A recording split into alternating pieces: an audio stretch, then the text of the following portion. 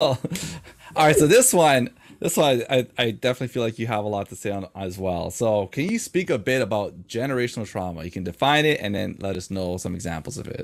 I think the way I look at generational trauma is traumatic events that have probably happened in the previous generation, that have affected like the family's well-being in some way, right? It's like it's traumatic experience that have not been processed, right? And because of protected factors around safety or preoccupation with really just safety and like and community versus like processing things that have been difficult. And I think when generational trauma continues, when we don't have room to decipher what was unhealthy and what was okay and what was unsafe and not okay. And so when generational trauma continues, when we are not examining what are we doing within our family to what are we doing within our family that's unhealthy and repetitive and not breaking like the cycles and like having those difficult conversations around like, when I grew up, right, like, so I'm talking about like my mom, and she said when I grew up and I was in school, like when my mom grew up in school, like the teachers were literally hitting them in the hands, like hitting them with like a stick when they got something wrong. So when like my mom's here or my dad's here and then I'm doing bad in math, it maybe shows up in the same way, maybe not hitting, but yelling or being deprecating in some way, right? But if they don't know that this was wrong in the first place and not just what was expected because of culture, then how do you then break the cycle here? Right. So it's kind of, and then if you don't discuss these things that happen, and this is like what, this is like threat, this is like an actual threat to someone's physical body. If we're not acknowledging that this was not okay, you're storing that in your body, right? That is showing up as chronic stress, that is showing up as illness, that is probably in South Asian community showing up as diabetes, cholesterol, all the things that we deal with, right?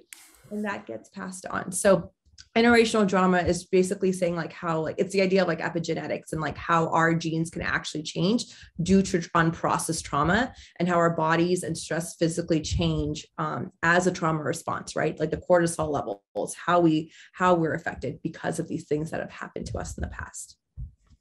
Oh, I love that. Also, we're getting scientific here. Epigenetics. Yeah, that's pretty, that affects many people, right? But it's great how you bring that into a whole collective generational trauma.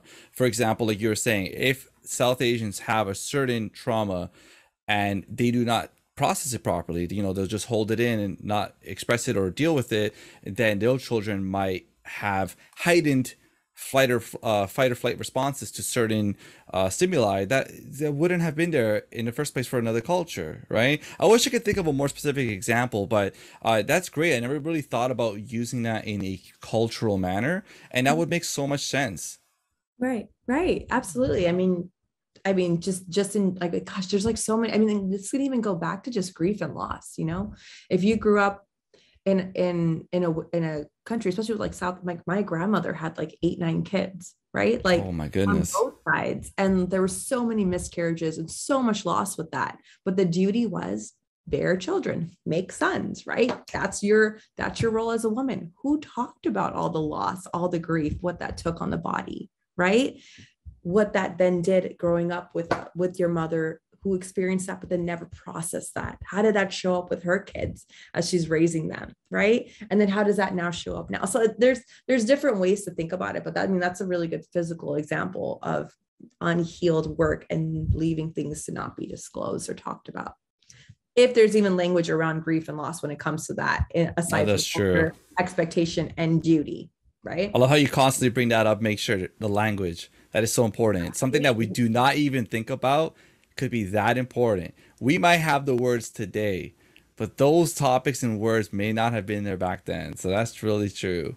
10 years. If you want to hear more stories, don't forget to subscribe, comment, and like. To support more youth by youth led projects, visit us at youthspeak.ca, where you can donate and spread youth mental health awareness. YouthSpeak Performance Charity. Speak, inspire, change.